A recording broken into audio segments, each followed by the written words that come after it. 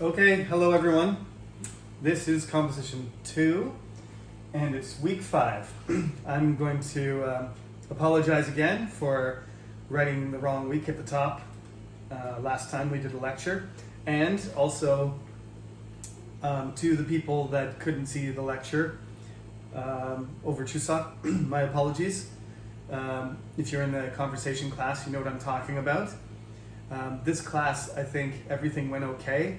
But if there is an issue with not being able to see a lecture, that's something I do want you to email me about. I actually didn't realize that the students in the class couldn't see the lecture. There is unfortunately another bug in the system, which has happened twice. Just today, I noticed that one of the classes, I think it's class number 3, Composition 2. Yesterday, your week 4 lecture was supposed to be available, but I don't think it was. I uploaded it and everything, but there's a bug where it just doesn't show it to you. Actually, there's an option for me to turn it on and turn it off and set the window, for you to log in, but it's not working 100% of the time. I don't know what the reason is. I'm assuming it's because there's some bug in the programming side of it. So week 4 should be available for everybody. I've checked it. I caught the mistake faster this time by myself, just by looking at the home page so that I could see what you could see, and it wasn't there, but it should have been. So sorry, these things keep happening. Like I said to you before, don't email me about the attendance stuff. If your problem is still not solved, it will be. Just don't worry about it. Just keep watching the videos. If it says 45 minutes, watch for more than 45 minutes. And if it doesn't complete automatically, don't worry about it. There's nothing I can do about continued problems. They're supposed to, the university is supposed to take care of that. There's technicians and programmers. That's not my job. It's not your job either. So as long as what is working is the timer. So if the timer goes over 45 minutes, you're done. Whether it says you're done or not, don't worry, okay? I've said that many times.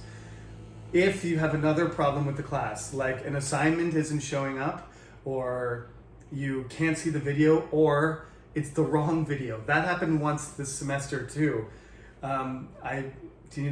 Somebody from the British and American culture class said, Professor, I watched the video and it's for another class. It's not the British and American culture lecture, it's something else. And I just linked the wrong one. So there are multiple problems. I will do my best to make sure the lecture is on time. It's the right lecture and it's available for you to see. But please, don't be too patient, but be a little bit patient. That's all I can say, all right? There's lots of things to be done, and I just hope that next semester, all of you freshmen get to come. I hope everybody gets vaccinated and that everybody comes to class. I don't care if I have to wear a mask, but I hope I get to teach you in person. But for the rest of the semester, this is what we're doing. So let's keep the communication open, okay? I've already announced that I'm going to do a Zoom lecture, and I've set up that for the conversation class. I think we need to do that too, so that you can have a chance to talk to me, because we haven't talked. This is not a conversation class, it's a writing class, but people have questions, and just doing it by email is very impersonal. For one thing, I'd like to know that there are real human beings watching my videos sometimes, and so I would like to talk to you, okay? The other thing is, today your first homework assignment is due, okay? You can't hand it in late. This is the deadline. So if this is a homework thing, not an assignment, okay? So I'm gonna explain that in a minute. Just there's a very simple difference. But this is a homework assignment, so either you do it or you don't. If you don't hand it in, you get 0. Okay? It's like participation. It's a how I check that you have done your homework. Okay? So make sure that you hand that stuff in. Some people have done it already. If you're in depending on your section, it will be due on a different day. So just make sure you check the deadline and make sure that you hand it in by midnight on the day of the deadline, okay? So this week, I'm going to assign a new homework assignment. This time, I'm just going to give you 1 week. One of the reasons I gave you 2 weeks is because I was worried about the system. Was it going to work? I've already received the assignments from 2 of my other classes. They're speaking classes, and they've done their homework, and 38 out of 39 students handed it in without any problem. So you guys can do it too. I know everybody, you guys and girls, you can all do it. I'm not worried about technical problems there. So let's just, I'm going to give you 1 week for your homework that I give you. And that's, again, do it by the day of the class, by next week. Or if you don't hand it in, you don't do it. So it's either do or don't. The assignment for week 7, which you have 2 weeks to do, is on the origin of foods, based on the lecture that I did last week. So I will upload the instructions onto the assignment, but in that case, it is going to be graded. So you're going to get an A, a B, or C, hopefully nothing worse than that, okay? So you do have to follow the guidelines and the rules and follow the instructions. And I will put all of that up on the assignment page. So you just have to look. Let me just make sure. Kwaje, right? In Korean, I read that right. Kwaje is the name. Just go to that part. It should show up. Your Unit 1, Part 2 homework is still sitting there, and it's got a timer, which you need to finish by the date that's set up there, right? So if you're in class 3 or class 0, then that's next week. And if you're in class 4, it's due tomorrow. So I'm going to do the same thing for the homework there. This is going to be graded, so it's going to be just a paper on choose a food, right? I explained this already. That's going to be due on week 7. So I will set that up so that you can submit it anytime until 2 weeks from now, okay? So that will also be due on the day of your class, whichever that is, Thursday or the Tuesday, okay? So that's all the business. Now let's get into the textbook again. I want to finish from Unit 2, Part 1. I want to do the writing exercise on page 36. So this is your homework. This one will be a little bit shorter than your previous homework, but it's basically, these are warm-up kind of exercises for your week 7 assignment. So the most important thing when you're writing anything is the beginning, the introduction, and the main argument, the main idea, okay? So you choose your topic, and you need to be clear about what your topic is. Now, I'm not talking about all writing here. If you're writing a novel, or you're writing a blog, or any number of other things for entertainment, it's a comic strip or something, you don't have to follow these rules, of course, but think about the purpose of academic writing. Why are you writing this? Probably because you want to get good grades, right? Fundamentally, it's just about the professor recognizing your ability and you performing, right? But the point of academic writing in general is to communicate information, right? It doesn't have to be funny. It doesn't even have to be interesting. At its root, composition class is how effective can you be at communicating something. Now, the more efficient you are, the faster the person is able to understand the information, really the better. That's why you need to have a topic sentence in your paragraph, because they want to know if they're looking up for information, if you're providing information and you're sharing it with all the university students and all the professors and all the teachers, or the public, if you're doing research for information purposes for Koreans, for Korean citizens, for adults, for anybody. If they're looking for information, they can tell, hopefully, by reading 2 or 3 sentences, if that is the information they want. Do they want to know the argument about this? So you've got to say right away, you've got to identify what your topic is, and you have to connect a controlling idea to it so the people know, 1, what the topic is, and 2, what the purpose of the writing is. So they can decide, am I going to read this? I'm going to continue to read this. Is it what I want? Is it on my specific topic? Is it something I can use? Or go to the next one, right? So if we were just doing this, if I was not your professor and I didn't have to read all of your writing, I just wanted to read about rice production, the history of rice, the origin of rice in Korea, then I would go through all your homework and I would just skip corn, I would skip potatoes, tomatoes, grapes, apples. There would be, hopefully you're all going to choose different things. Somebody's going to write about avocados, and I'm just going to skip through them, and I'm just going to find 2, let's say, 2 out of 20 papers that are specifically about rice. And then I look at the 2 of them, and one of them is about growing rice and the origin of rice and coming from Asia, but then starts talking about California.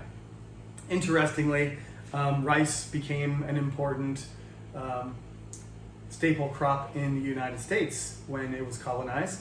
And in South Carolina and Georgia, they grow rice, and on the West Coast in California. So if that's the direction that the person decides to take, they give the background and the origin of the food, and now they say, interestingly, America has developed its own domestic rice agriculture.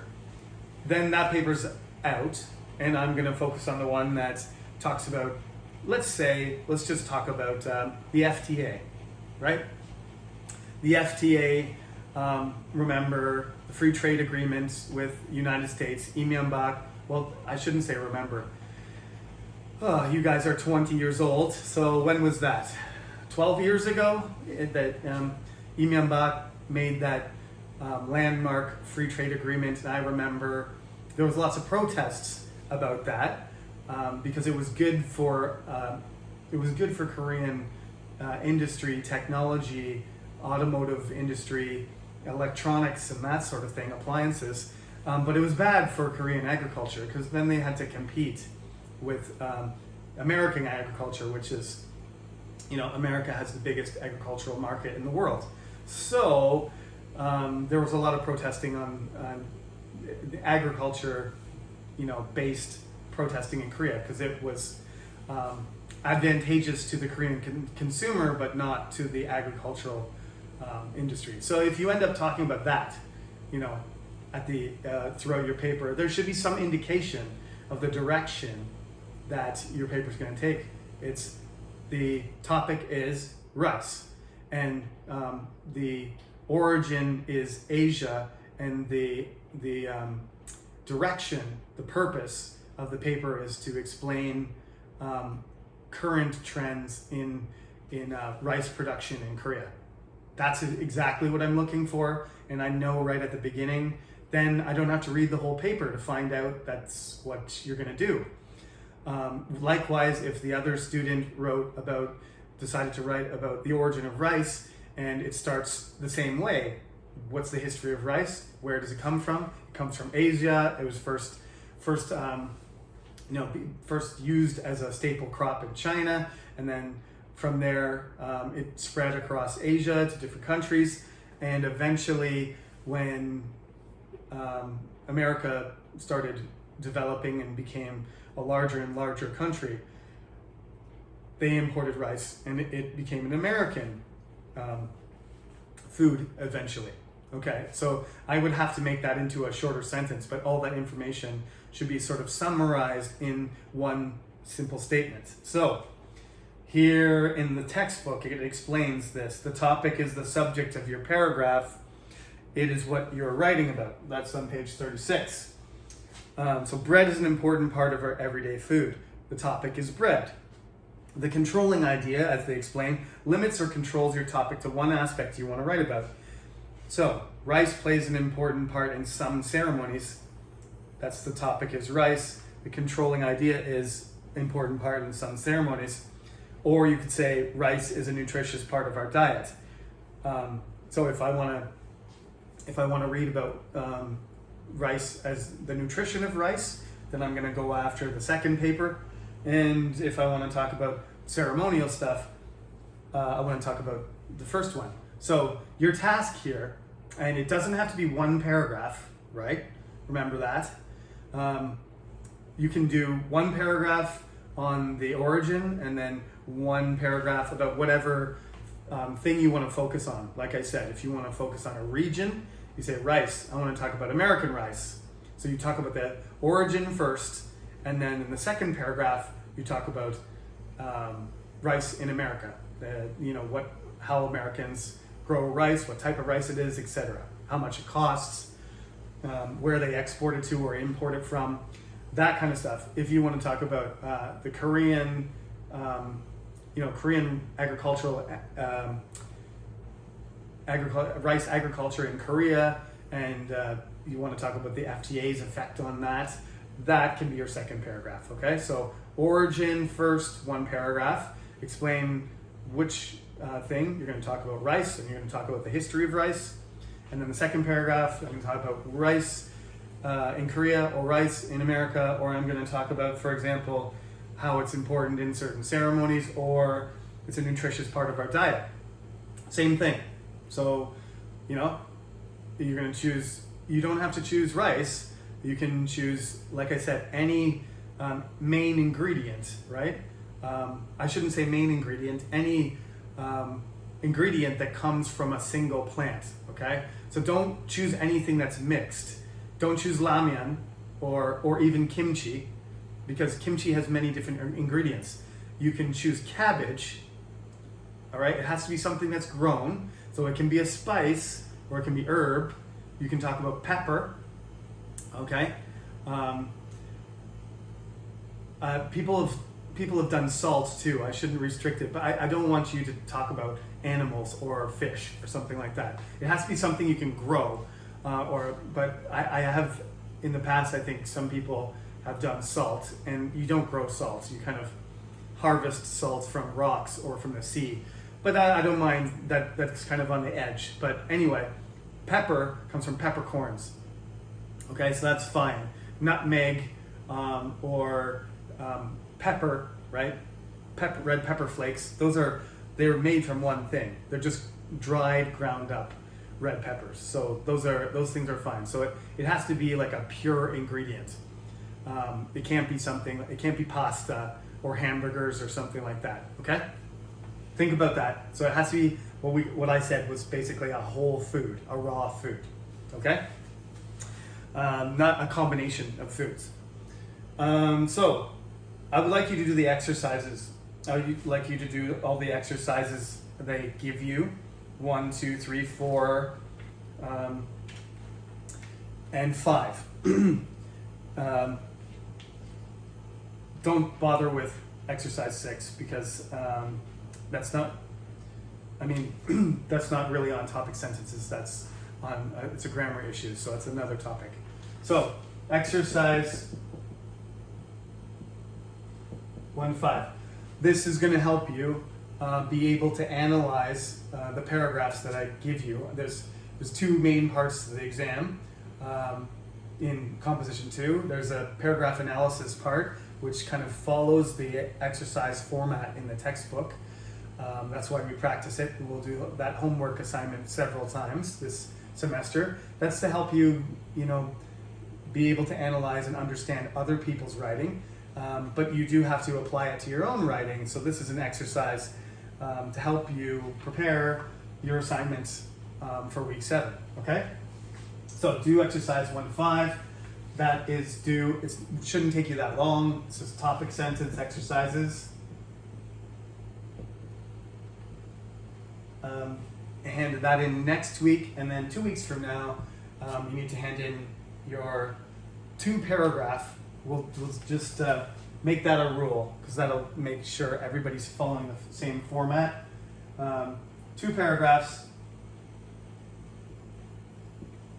And the first one should be about the origin of the food, whatever you choose. And the second one should be focused on some sort of issue.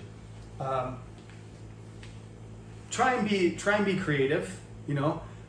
Regional things are okay, like I said, but if you focus the idea, narrow it down, like I said, Korean agriculture, rice, so let me say this properly.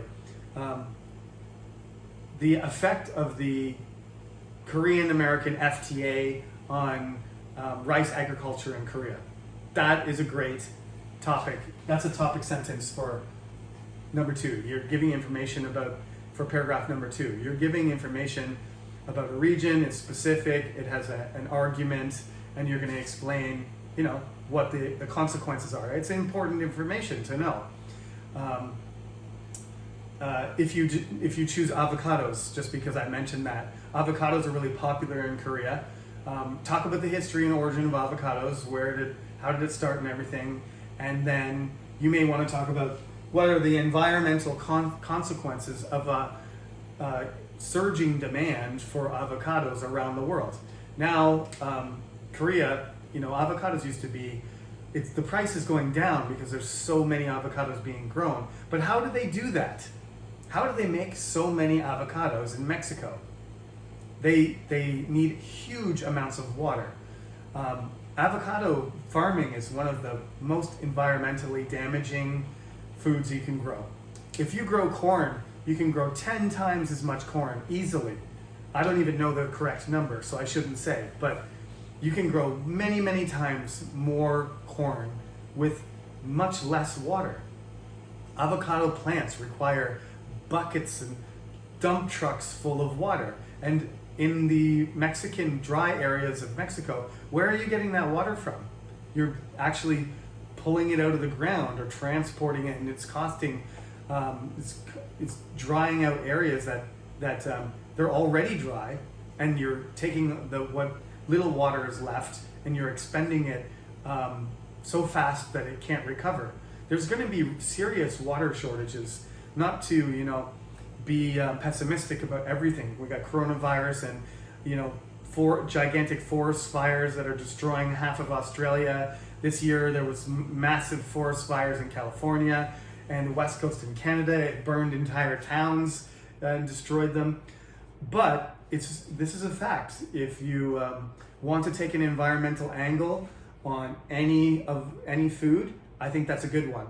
The environmental consequences of growing the same GMO foods, or overconsumption of water, or transformation of land, like burning down the rainforest in order to grow certain types of plants. All that stuff is very critical to understand, and the information is very important. So if you want to take some sort of environmental issue and apply it to the food of your choice, I think that's a good way to handle, good approach.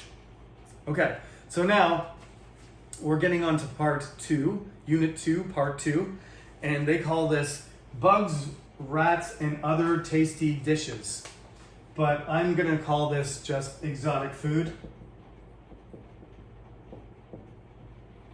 And I always in class, when I do have a real class in front of me, I'm not talking to a camera, whenever we get to this section, you know, there's a picture of 2 girls, and one of them's eating a gigantic bug.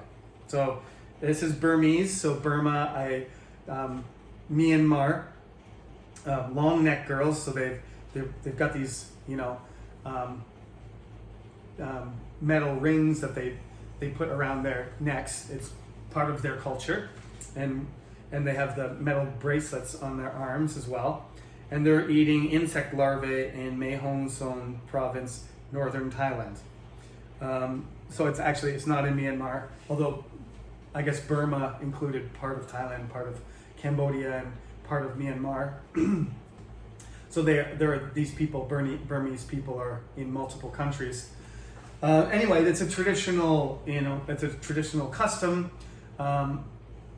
Just you have to remember, I think we need to think critically about these things. National Geographic, like I said, I love National Geographic. My brother got the magazines when I was young. They got delivered to our house. We were always excited to look at the magazines. But you have to remember that often the way that we look at these fascinating pictures, because National Geographic is all about, now it's videos too, but it used to be, the magazine was like amazing pictures of nature and culture and people and animals and plants that you might never get to see in your life.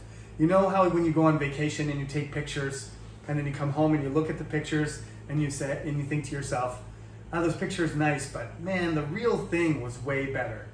The best example I can think of is like when you look up at the moon, right? The Chuseok moon, the harvest moon this year was beautiful. It was a huge glowing orb in the sky. And I tried to take a picture with my phone and it just looked like a flashlight. It looked like just a small little fuzzy light in the distance, but it to your eye, it's a beautiful, detailed, crisp image. National Geographic photographers can get pictures that are better than real life. That's the thing about National Geographic. It's almost like when you see some of those videos or pictures, you're just like, you're right in the cheetah's face, right? You're watching the cheetah run, and it's like you're running beside the cheetah.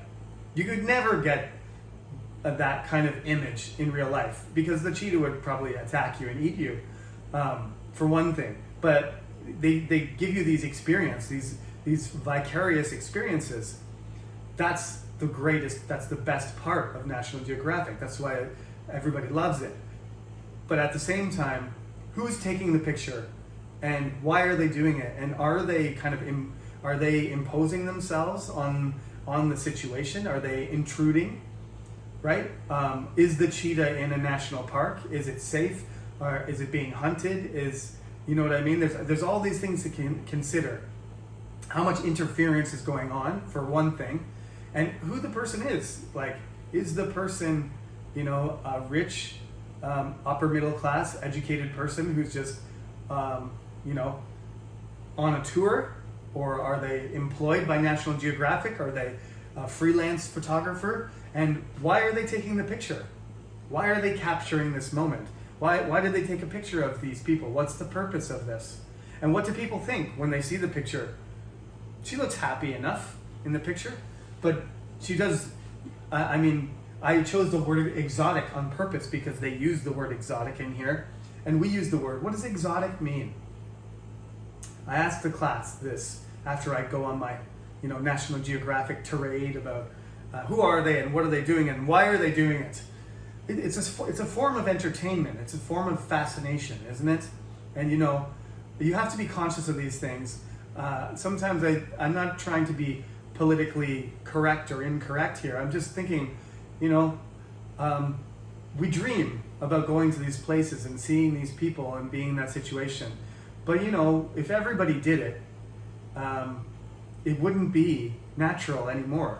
If everybody went in there, if everybody went to see these people with their cameras, you imagine what it would be like if it wasn't a National Geographic photographer or a freelancer or one person? What if it was 1,000 people went to this village and took pictures of these girls? Did they pay for this picture? Did they say, would you like to take my picture? Or can you take my picture? Or what? What happened? There's no information about that. We're just observing. We're just observing, and we're making our judgments without any knowledge, right? So what does it mean to be exotic? Is exotic a good word or is it a bad word? It depends, right? I'm a foreigner in Korea, and to be different, to be strange, to be foreign is sometimes a good experience, but it can be very uncomfortable.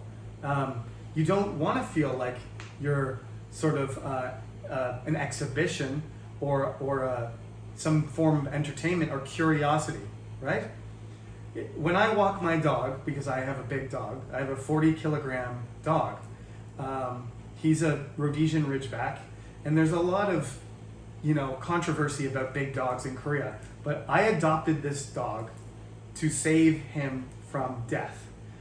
I would not have chosen this dog. I would not have this dog in an apartment. I would not live on the first floor on purpose because I wanted to take care of my dog. That's why I live on the first floor. Also, I have young kids, so I don't want, a Korean family underneath me to be constantly angry at me because my dog is noisy and my kids are running on the floor. So I like living on my first floor, the first floor of my apartment. I will probably never live on a different floor as long as I live in Korea, unless I retire here and I'm a grandpa, then I might live on a different floor. But as long as I have a family, I think the first floor is perfect. But it was originally because of my dog. And if you are, you look different than everybody else, there's only 2 non-Korean people that I know of, an American guy and myself, who live in my entire complex of about 1,000 families. So like you're a 1 in 1,000 person. So literally every time kids or Korean parents or Korean grandparents or anybody's outside, if they don't point and say like something like, Wang Ke or something like that, like king dog, giant dog, or they just stare. Some of them stare, some of them freeze, and some of them look at me like, and some of them like, whoa, it's like, Kiowa, something like, there's reactions. And every day there's reactions. And I feel like I'm an attraction. So, and that's what that's one element of exoticism, of something being exotic, is like, it's something that makes you curious, something you react to. It's something very different and foreign and strange. And but you do have to remember, if you overreact to something, that's going to happen. If it's a person, how that person is going to feel, right? That person's going to feel like you're some kind of, they are an intruder or they are the strange one. So this is critical thinking. This is what critical thinking is. I'm giving you an example. And this article is a good example again of, just like the article in Unit 1 that talked about the different shapes of the faces. The article acted as if 1.3 billion Chinese people still had this belief that you can tell a person's personality from the general shape of their face, and that's just not true. It's a false statement. And so the same thing happens in this article, and you read along, you're immediately going to get all these biases. Like, these people are just describing general things that apply to entire countries that, we get used to this and we use stereotypes, but you got to be aware of, if people just stereotype Canadians and just say all Canadians are the same, it's going to leave out a whole bunch of people. Like, if you just say Canadians are, light-skinned, brown-haired hockey players, there's only like 5% of the population. There might be, I don't know, a few million of us that look like me and play hockey. But there's a whole bunch of people who don't look like me and play hockey. And there's a whole bunch of people who look like me and don't play hockey too. The majority of the country doesn't play hockey. It's just a very popular sport. So if you say hockey is the most popular sport in Canada, you're talking about a fact. But if you say all Canadians love hockey and they look like Professor Sullivan, you're mistaken. And you're not even close to accurate. Demographically, that's not true. The Canadian population is very diverse. If you say, something about Korea being the majority of Koreans, 99% of them, are born in Korea and ethnically Korean, you could defend that accuracy, right? 1 or 2% of Koreans are from abroad, not born in Korea, and they move here and they're not Korean, or Korean American, or Korean Canadian, or Korean Australian, etc. That you could defend that, right? But sometimes we say things like Korea is monocultural, and I know that was the dumbest thing I thought when I came to Korea, that Koreans are all similar to each other just because you have dark hair. Like, all of you have dark hair and brown eyes, which are more similar features than having blonde hair and red hair and blue eyes and green eyes and brown eyes. That's true, phenotypically similar, culturally not. Busan and Gwangju are not similar. It's different culture. Jeolla culture is different than Gyeongsang, it's different than Gangwon, it's different than Chungcheong, and you can go smaller too, right? Daejeon is not like Nonsan, and Nonsan is not like Daegu. There is a culture for each area in Korea, and that's why it's actually cool to travel around in Korea, even though you're forced to because of coronavirus. But if you go to Gyeongju, or you go to Sokcho, or you go to Paju, or you go to, I'm going to go to Yeosu this weekend, you're going to get a totally different cultural experience. They're different. People are different, and they're, everybody, you all know, the Jeju accent is a lot different than the Seoul accent. So I don't need to go on and on giving you more and more examples, but these are the things that you have to be aware of. We have a tendency to group things together and flatten the differences. And again, one aspect of critical thinking is to be more aware of the diversity and not to get in the habit of flattening differences and making everybody similar when they're not.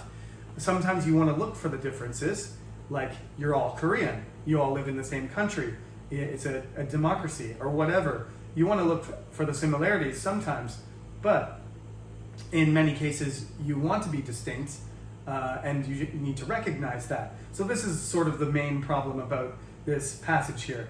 Would you like some chicken feet? How about frog's legs? Well, you can't say no to a 50-year-old egg. That's fine. There's nothing wrong with that. It's a delicacy that people pay a lot of money for, believe it or not. People in different parts of the world eat just about everything, from elephants' trunks to monkey brains. I don't think there's anything wrong with that introductory paragraph, except for the continuation of the logic that certain areas do certain things without reason. That's just like sort of natural for them to do. Chicken feet are a favorite appetizer in China. The Chinese also serve them in many different hot dinner dishes and cold salads. You have to qualify that. China is incredibly diverse.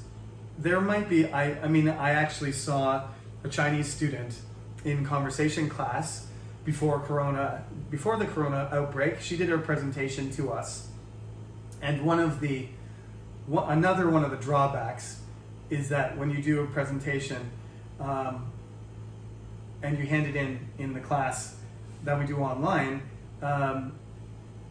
you don't get an audience, and the other students don't get to see your presentation. I watch all the presentations alone on my computer, and that's too bad, because this Chinese student, she decided, I think, if I'm not mistaken, she focused on 7 regional foods. I'm not sure if that's how Chinese people divide it, or that was her concept, but basically she divided the regional foods of China from each other. So there was northeastern China, sort of up near Qingdao and Harbin, that direction, Beijing, Sichuan.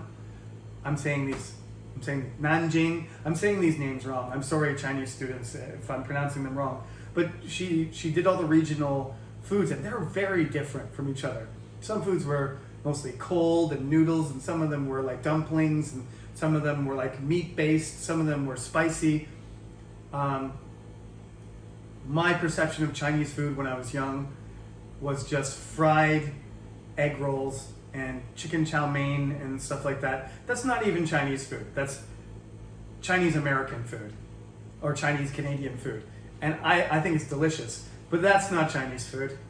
I know that now. I've been to China. I didn't eat any of that stuff. And there's Korean Chinese food too. Jjajangmyeon and jampong, that's Korean Chinese food. So you got all these different things. To say that chicken feet are a favorite appetizer in China, that would mean that 1.3 billion people, or the majority of them, right? Most, they say it's favorite, so it's got to be in the top 10. Is chicken feet one of the top? I doubt it. I doubt it. Maybe, but to be a top 10 appetizer in China means there's hundreds of millions of people. How many chickens do they have? I don't think this article, this writing is accurate or fair. It's just taking exotic foods and pairing them with entire countries. So it keeps going down. And it says rats and mice are also a special food in some parts of the world. In China, people like rice rats, for example, rats from rice fields. They clean and salt them and leave them in oil. Then they hang them to dry. These rats sell in the market for twice the price of the best pork. Let's just use critical thinking again.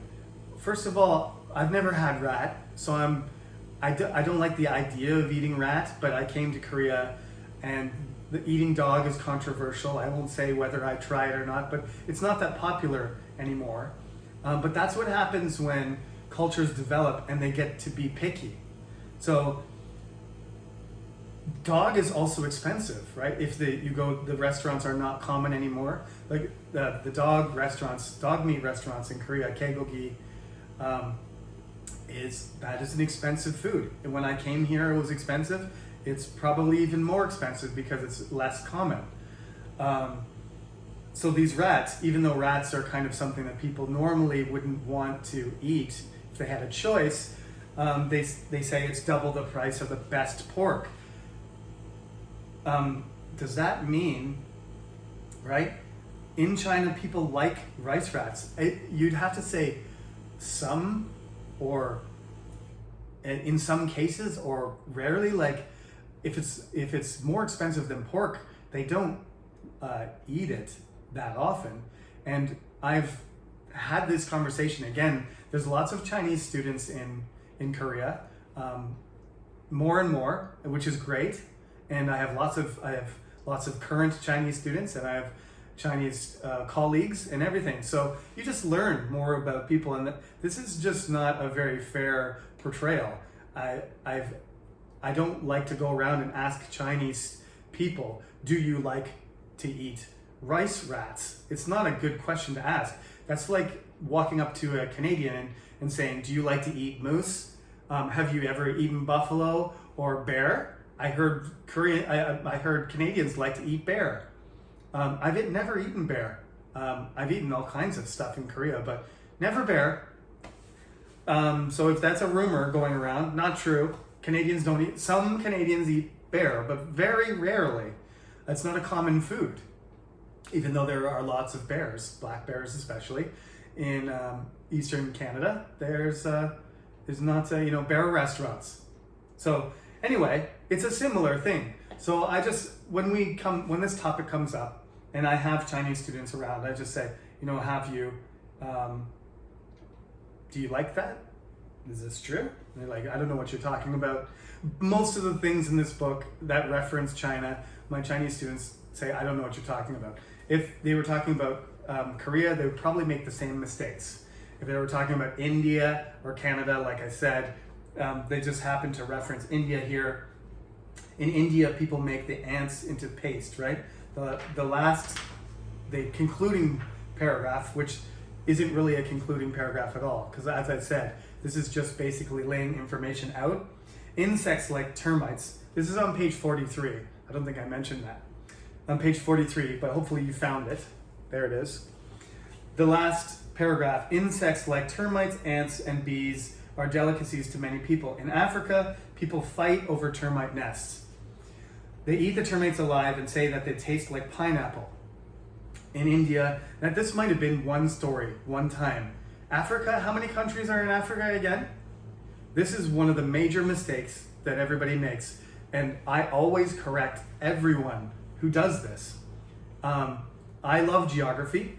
Geography and history were my favorite subjects along with English. Always loved it. I tried to memorize all the countries in Africa, and I still usually, I know most of them, but there's about 50 to 60 countries. Some of them have reformed and separated and are disputed territories, but like, for example, Sudan used to be one country, and now there's South Sudan is separate. But regardless, there are many countries in Africa, and Africa is a continent. Africa is a continent, and it's huge. It's huge. It's not as big as Asia, but it's huge. It's bigger than Europe. It's bigger than South America. It's comparable to the size of North America, and it's got many more countries than North America. North America has 3 huge countries and then a few other small ones, but Africa has huge countries all over it, and people forget. People forget that Africa is not a country. How can you do that? The people in Egypt and the people in South Africa and the people in Ethiopia and the people in Algeria, if they knew that everybody in Korea, this small country with a high population for a small size, if everybody in Korea was thinking that 55 countries were one country all the time, 55 countries, a continent of 55 countries was one country, they would be blown away. That's literally like saying Korea and Pakistan are one country. Can't do that. You can't do that. So why are we talking about Africa? Are we talking about Kenya? Are we talking about Morocco? Are we talking about Zambia? Congo? These are completely different places. They're not eating ants and termites in all of these places.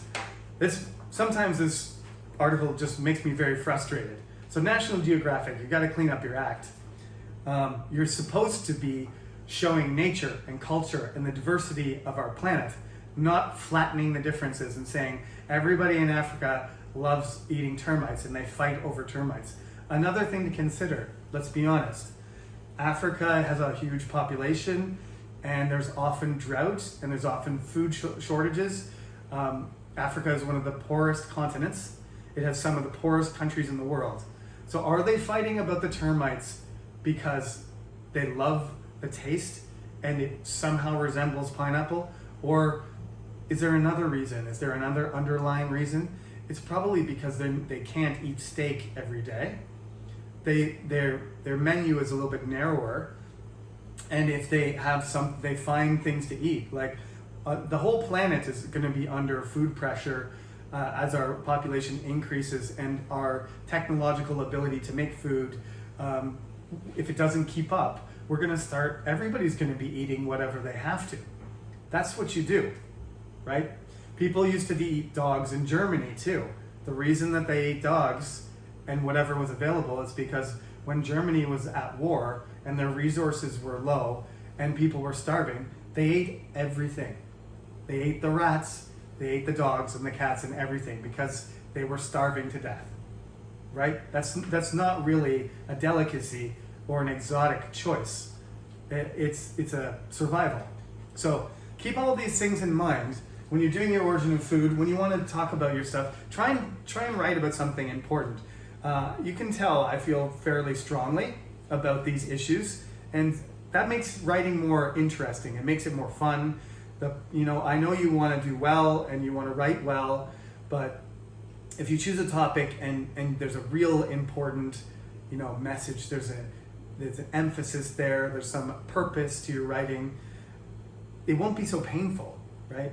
You won't be like, I have to do this. How do I start this? If you have something that you feel strongly about, write about that. Something that you want to talk about, something that you want to, the information is important, you feel, and you want to make an argument and you want to convince me, because I'm the one who's reading it, but convince anybody and do it in English, and try and express yourself in writing. That's my pep talk before you do your homework and your food assignment. So This lecture was a pretty long one. Usually I don't do a lecture this long, but this topic I think was a very important one. This chapter 2 is my favorite, unit 2, the food chapter is my favorite. You might notice that as I keep going.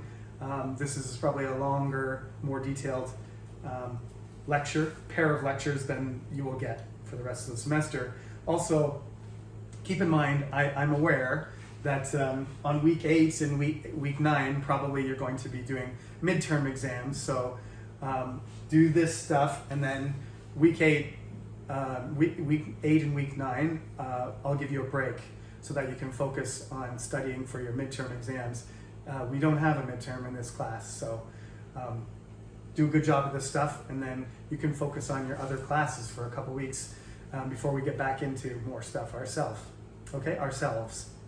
All right, that's it for today. Thank you for listening, and there is a holiday on Monday, so enjoy your long weekend, and I will see you again next week.